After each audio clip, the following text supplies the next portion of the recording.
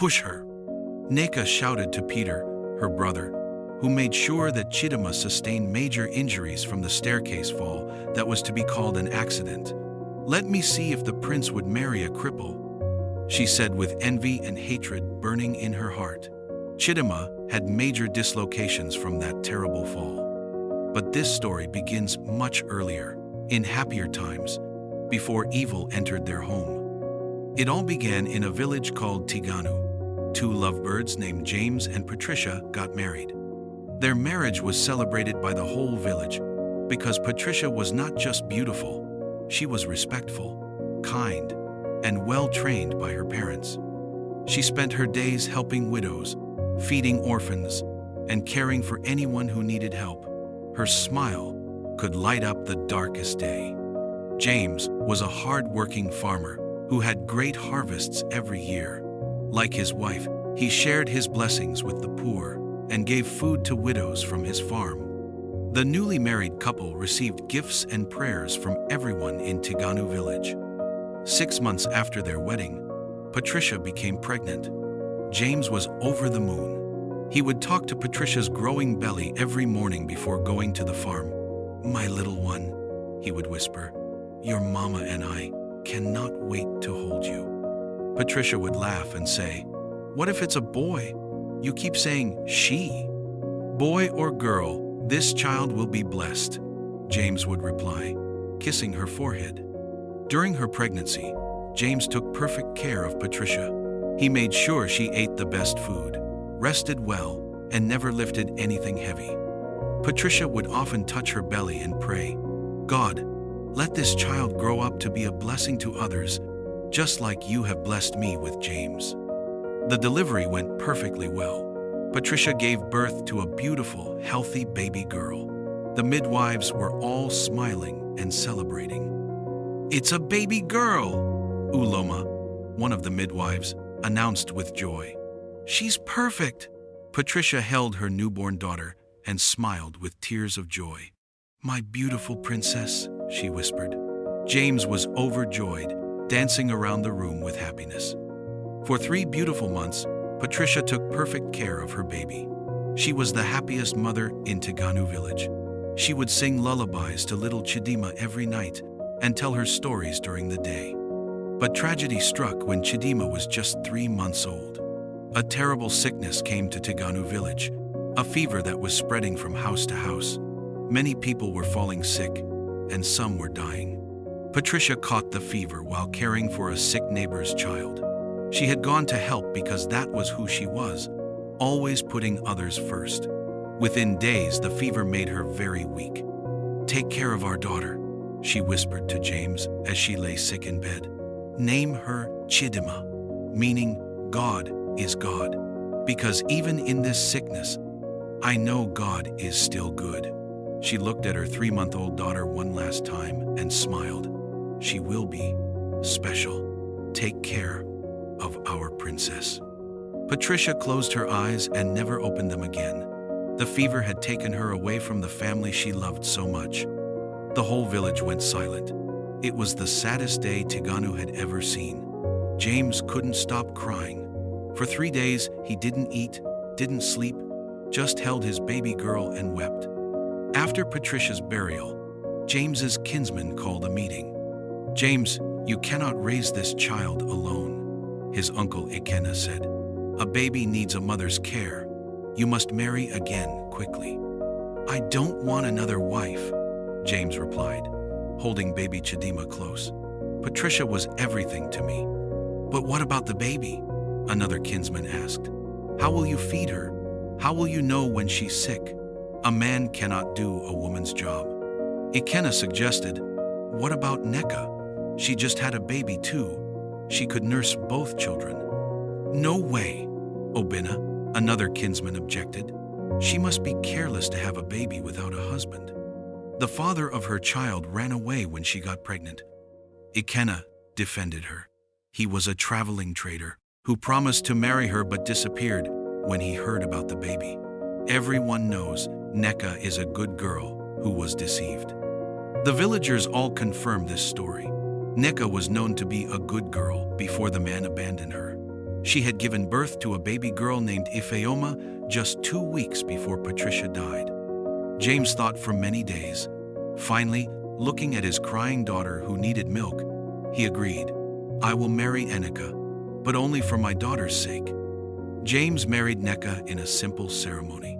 Unlike his first wedding, this one was quiet and sad.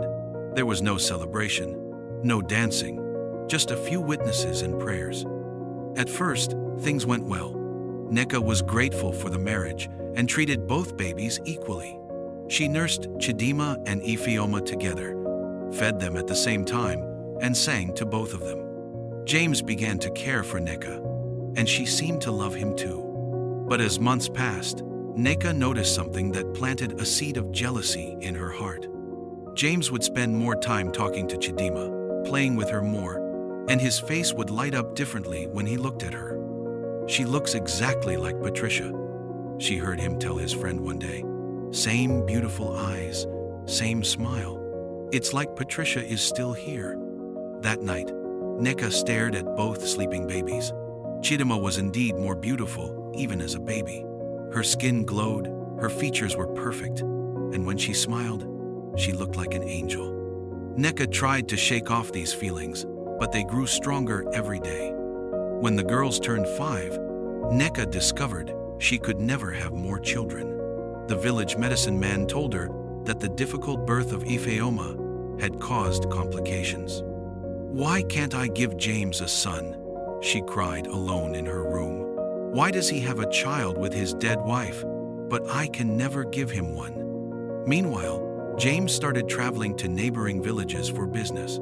His farm was doing so well that traders from far places wanted to buy from him. This meant he was away from home for days, sometimes weeks. During James's absence, Nneka's treatment of Chidima changed completely. She made the young girl do all the house chores, while Ifeoma played. Chidima would wake up at dawn to fetch water, sweep the house, wash clothes, and cook food. When she was tired, Nneka would shout at her, "Your lazy mother couldn't even stay alive to take care of you. Now I have to suffer for her weakness." Poor Chidima would cry quietly, but she never complained. She was too young to understand why her stepmother hated her. As the years passed, the difference became clear to everyone. Chidima grew up to be respectful, kind, and breathtakingly beautiful. She helped elderly people carry their loads, shared her food with hungry children, and always greeted everyone politely. Ifeoma, though also pretty, was spoiled by her mother, and sometimes rude to villagers. When Chidima turned 16, she found a wooden box hidden under Patricia's old clothes in the storage room. Inside were letters Patricia had written during her pregnancy. One letter read, "My dear daughter, if you are reading this, it means I am no longer with you. But know that I prayed for you every day before you were born. I asked God to make you strong, kind, and beautiful, inside and out. You are my greatest gift to this world. Always remember that you are loved, you are special, and God has great plans for your life. Be good to everyone, even those who hurt you. That is how you will find true happiness." Chidima cried as she read. For the first time, she felt her mother's love surrounding her. As Chidima's beauty became the talk of Tiganu village, Nneka's jealousy turned to pure hatred. Young men would walk past their house hoping to see Chidima. Some even asked James for permission to marry her. "That girl will ruin my Ifeoma's chances," Nneka told herself. "No man will look at Ifeoma when Chidima is around." One day, she went to meet Maduka, a notorious village boy known for troublemaking. "I have a job for you," she said, handing him 20,000 naira. "I want you to spread rumors that Chidima was seen doing shameful things with different men in the village. Make sure these lies reach the prince's ears." Maduka's eyes widened. "But, Mama Nneka, that girl has never hurt anyone. Everyone knows she's pure and respectful. Why do you want to destroy her reputation?" "Just do what I'm paying you for," Nneka snapped. "After people hear these lies about her, no decent man will want her, especially not the prince who has been asking about her." The next evening, Neka sent Chidima to the stream late at night. "Mama," Chidima said, "it's getting dark. Can I go tomorrow morning instead?" "Who is your mama?" Neka shouted angrily. "Your sinful mother couldn't even stay alive to take care of you. She was too weak, so she died and left you to disturb my life. Take this clay pot and go to the stream now." Chidima's heart broke. She had never heard such cruel words. With tears in her eyes, she took the clay pot, the same one her mother Patricia used to use, and walked toward the stream. But God had other plans. That same evening, Prince Emeka had decided to bathe at the royal section of the stream. His guards were everywhere with torches, making sure the area was safe.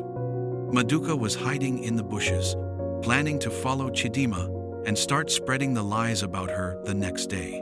When he saw all the guards, "There's no way I can carry out this plan with all these guards around," he said to himself, and quickly ran away. "Stop there," one of the guards called when he saw Chidima approaching. "Don't you know no one is allowed here when the prince is bathing?" "I'm sorry," Chidima said respectfully. "My stepmother sent me to fetch water. I didn't know about the prince." The guard felt sorry for her. She was clearly a good girl, and it was dangerous for her to walk home alone in the dark. "You'll have to wait until His Royal Highness is finished, then we'll escort you home safely," the guard said kindly. When Prince Emeka finished bathing and got dressed, his chief guard told him about the girl waiting. "Let me see her," the prince said.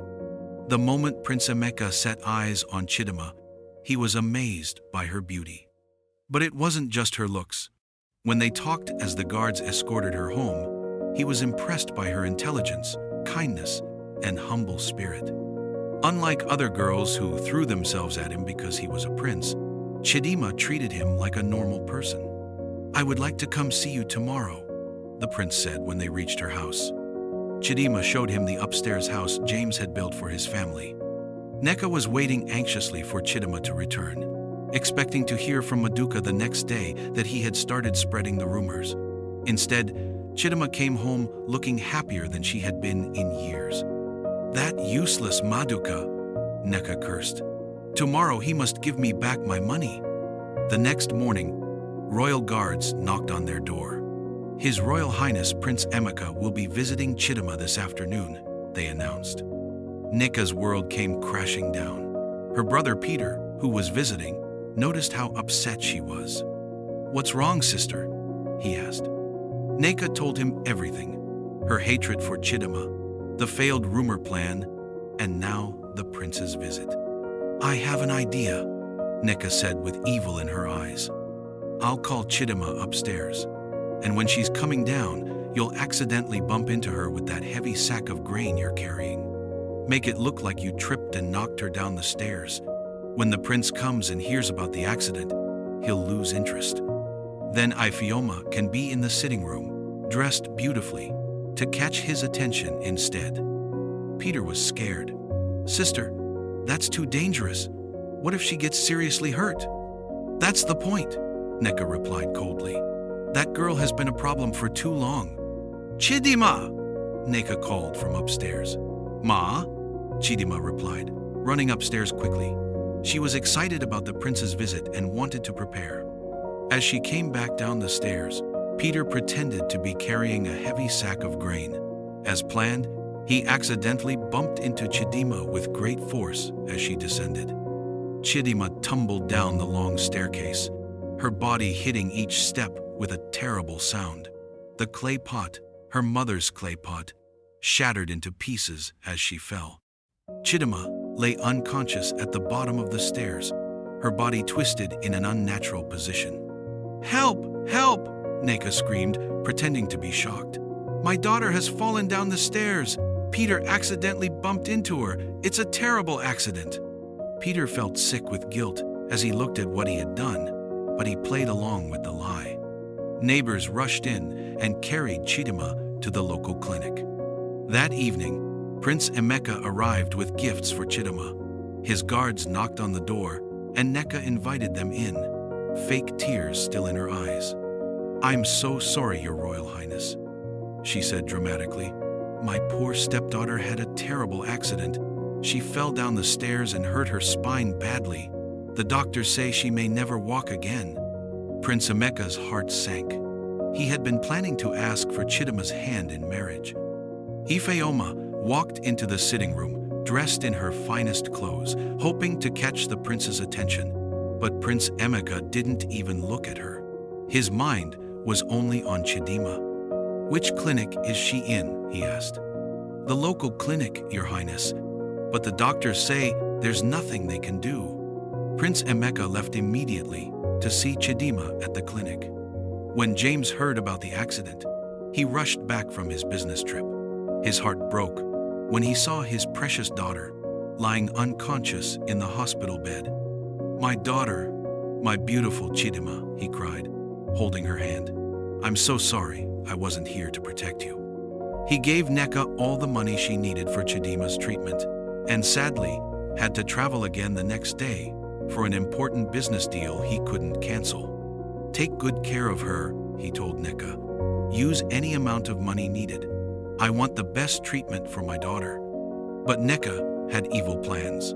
Instead of taking Chidima to the big hospital in the city as James instructed, she kept her at the small local clinic that had no proper equipment for spinal injuries. "Keep her here," she told Dr. Okoro, the head of the clinic. "Don't refer her to the specialist hospital, just give her simple painkillers. I'll tell her father that the specialist said there's nothing they can do." Dr. Okoro was confused, but Nneka convinced him that James couldn't afford the expensive treatment, so it was better this way.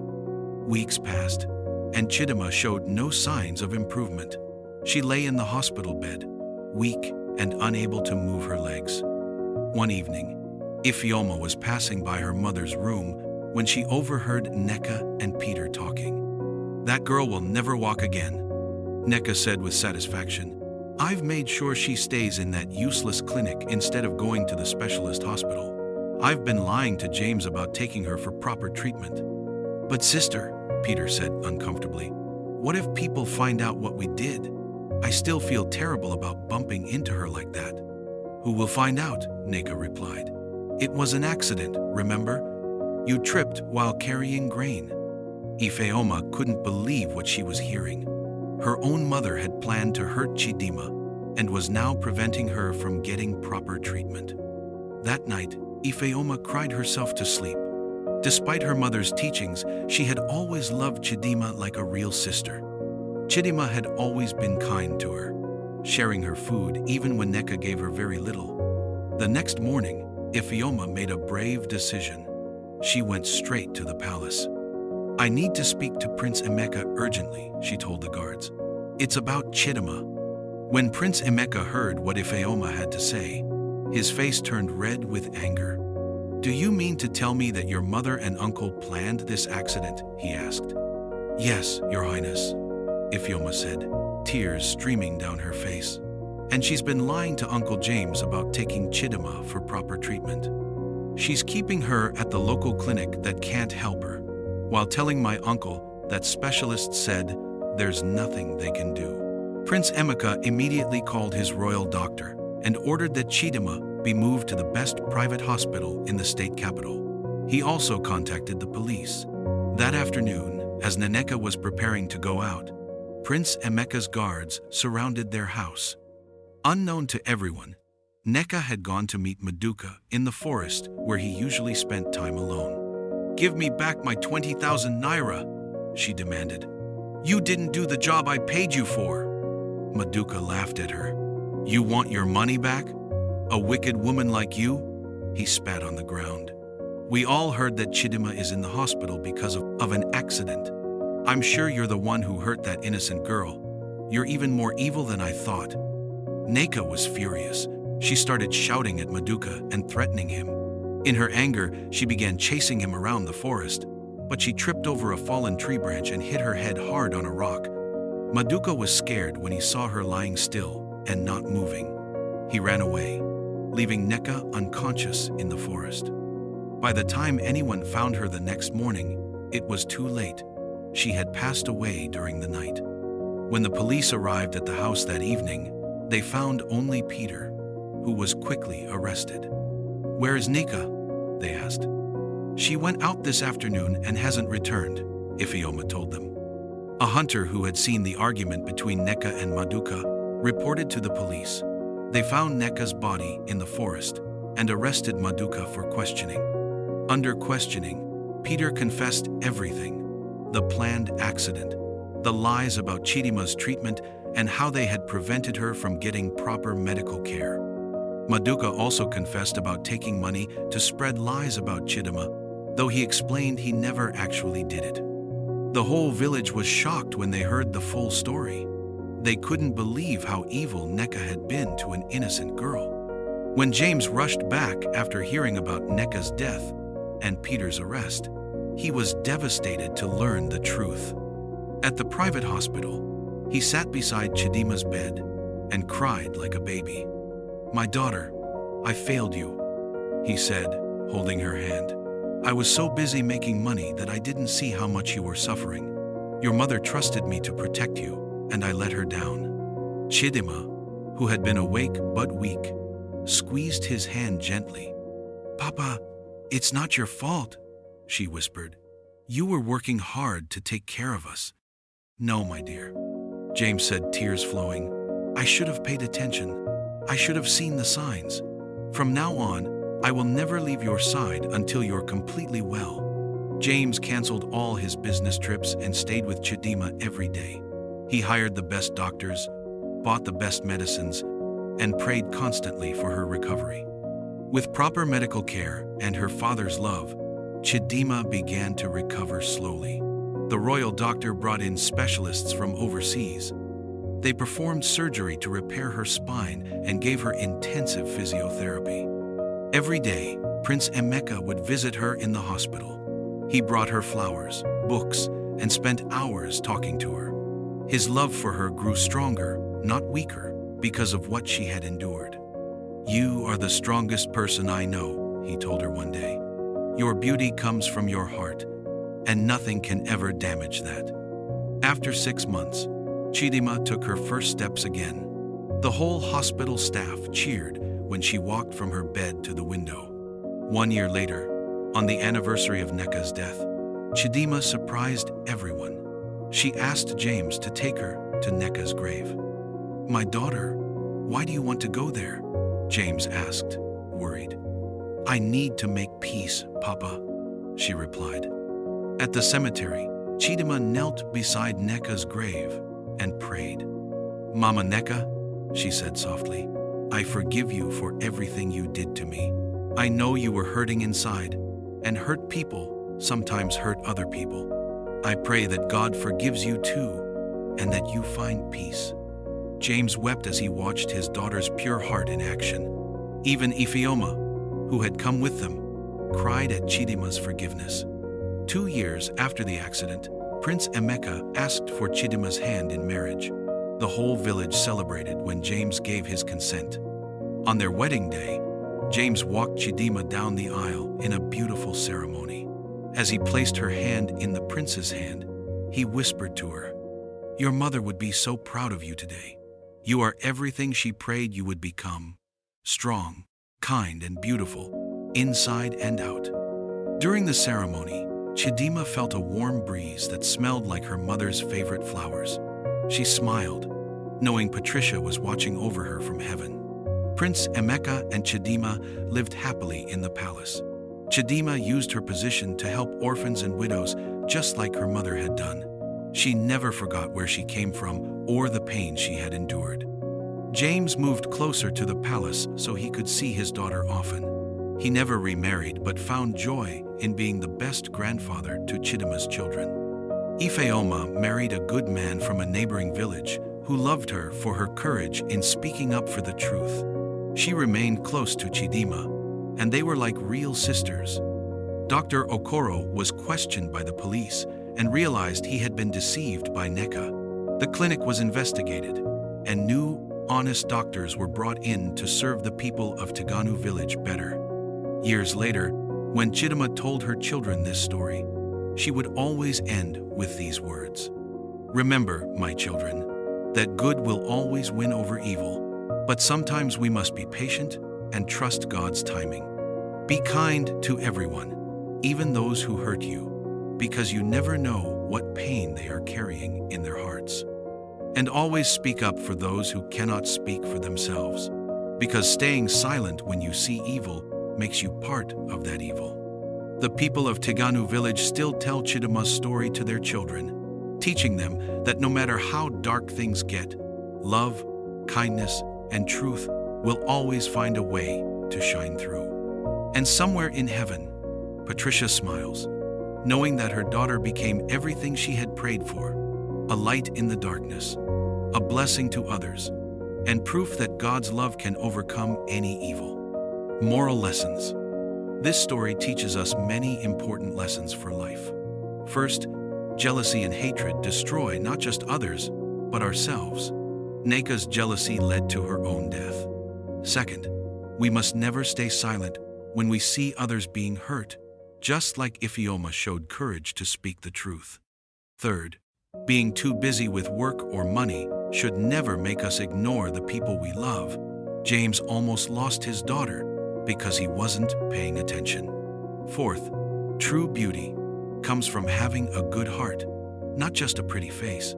Chidima's kindness made her more beautiful than any physical appearance. Fifth, forgiveness sets us free from bitterness and helps us heal faster than revenge ever could. Sixth, God's protection is real for those who trust Him. Chidima was saved from rape and death many times. Finally, no matter how much evil people do to us, if we remain good and patient, our story will have a happy ending because good always wins in the end. If you were moved by this powerful story, don't just stop here. Help us spread the lessons. Hit the like button to let us know you value stories with meaning. Subscribe to our channel for more life-changing African stories, and turn on notifications so you never miss the next episode.